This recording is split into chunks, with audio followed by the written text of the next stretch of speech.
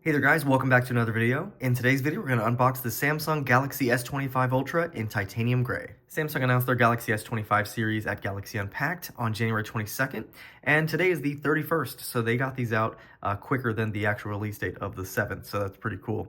Now, one thing that they are doing this year, like they did last year, is they are offering double storage for the same price. So it looks like that's going to apply for the 256 gig. If you were to go for that, you're going to get 512. So I did end up getting 512 gigs with this one. Now, in addition, they do have some Samsung credit that you can get along with this. If you go for the 256 gig model, you're going to get $100, 512, you get $80 credit. And if you go for 1 terabyte, you get $60 credit. And then as you go through the purchase process, you can see cases, of course, the Galaxy Watch. You've also got the Galaxy Tab. Any other things that they offer in their store, you can use that credit on. Now for color options this year, we have 4 stock colors and 3 online exclusives. Now if you're going for the stock colors, you can get those by the 7th. But if you're going for one of the online exclusives, the titanium jade green and the titanium jet black, those will be available by the 26th. But it looks like the most popular one this time is the titanium pink gold. That will not be available until March 5th. And we can't forget trade-ins. So of course you can get trade-in up to $900. It looks like they're giving more for Samsung devices. So as you can see right here, we've got for the Z Fold 6, S24 Ultra, Z Fold 5, $900 for those. S23 Ultra, $750. Now funny enough, last year when I got the S24 Ultra, I traded in my S23 Ultra and got $750. But a year later, they're still giving $750 for that. So if you do have a 2-year-old S23 Ultra, trade it in, get $750 toward your new one. Z Flip 6, S24 Plus, S24. And then for Apple devices, for example, you're gonna get up to $700. So for the latest and greatest 16 Pro Max, $700. If you go for Google real quick, let's see. And then for Google phones, the Pixel 9 Pro, their latest and greatest, you get $650 for that. Pixel 8 Pro, $600. Pixel 9, $550. And goes down from there. Right here we have a nice silhouette of the S25 Ultra and the S Pen. Galaxy S25 Ultra branding, Samsung on the side, Galaxy S25 Ultra there.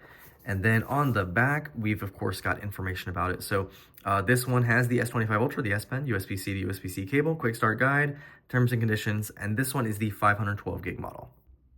All right, so let's go ahead and rip the tabs off here.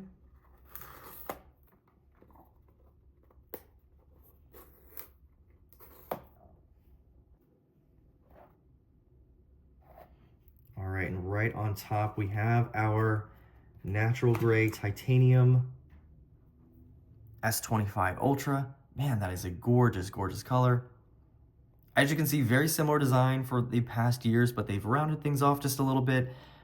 And man, this is just a gorgeous, gorgeous phone. Taking a look at the side here. On the front, we have a little protector. So let's put this off to the side, see what else comes in here. It looks like the cable and everything is in the top here. Open that up.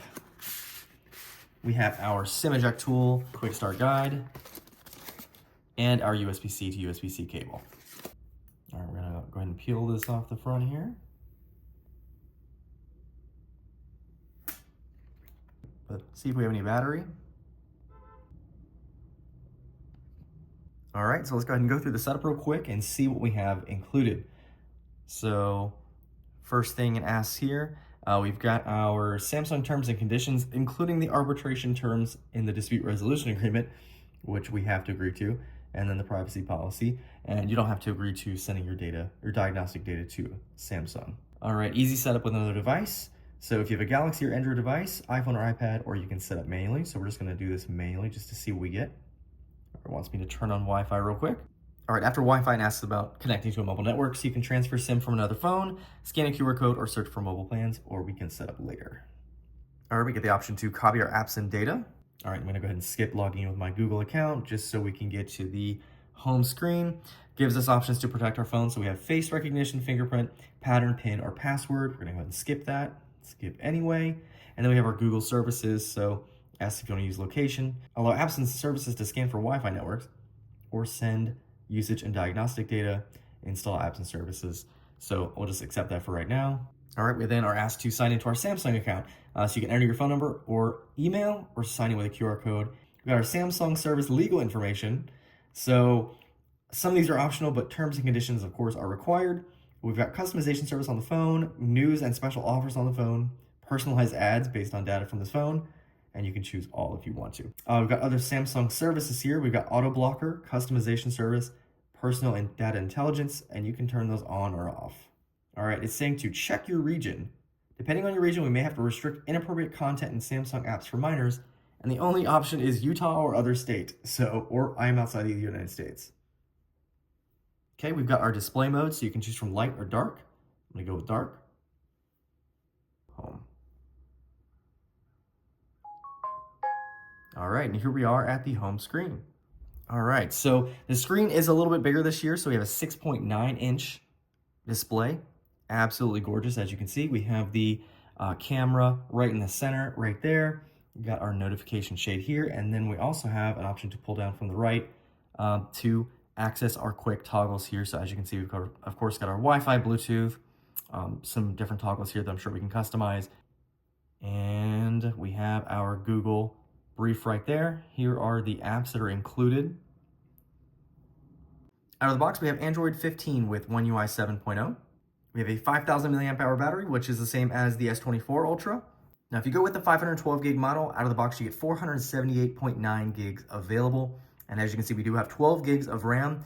And just to give you a quick side-by-side comparison between the S24 Ultra and S25 Ultra, you can see the overall design is very similar to last year's model. The camera layout is very much the same.